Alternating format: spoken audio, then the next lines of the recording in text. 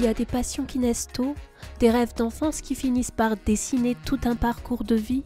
Pour Georges Floret, ce rêve avait la forme d'une pierre que lui a porté son père de ses voyages sur l'île Rouge. Moi je suis Georges Floret, donc je suis architecte à Paris, mais je suis passionné de pierre depuis mon enfance.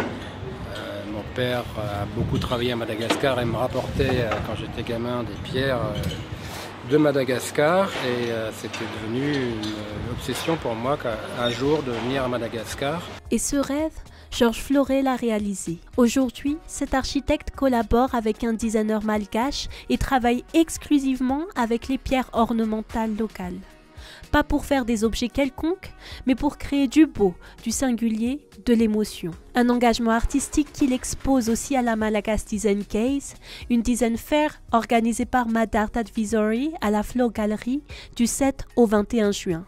Sur le thème du design vivant, il y présentera des œuvres où la pierre devient matière vivante au service de la création. Je travaille les pierres ornementales, et je suis architecte, donc voilà, mon monde à moi, c'est l'architecture, la décoration, le design, l'ornement. Actuellement, on réalise des pièces uniques constituées principalement de pierre. C'est des pièces qui font... j'ai fait tout récemment une sculpture en mica dans le Sierra Leone. Une sculpture qui est à Paris, mais elle fait quand même 3,60 m de haut, si vous voulez. C'est pas des petites choses. C'est une réalisation pour des particuliers. Il n'y en aura qu'une comme ça, il n'y en a qu'une. C'est une sculpture à dessiner, voilà, c'est une œuvre d'art, on va dire. Hein, si vous voulez. Donc c'est ça que je fais. Sinon, auparavant, des tables, mais aussi des objets, des petits objets pour la maison, mais c'est forcément des objets un peu précieux, si vous voulez. C'est pas, je ne fais pas des fourchettes,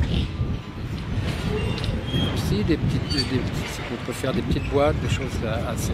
Mais il faut toujours que ce soit particulier, c'est pas de la production, il faut que ça soit séduisant, qu'on ait envie d'avoir ces objets-là chez soi, etc.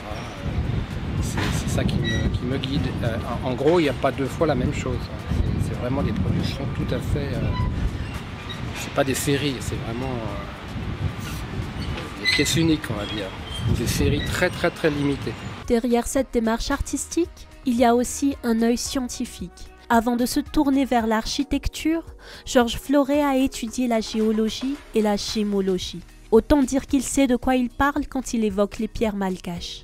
Tout ça fait qu'effectivement j'ai un certain regard sur les pierres, je peux les comparer, voir un peu tout.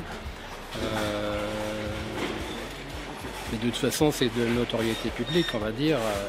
Les pierres de Madagascar, c'est un trésor. Il y a vraiment beaucoup de pierres incroyables. Il y en a même qui sont, je pense, pas connues aujourd'hui.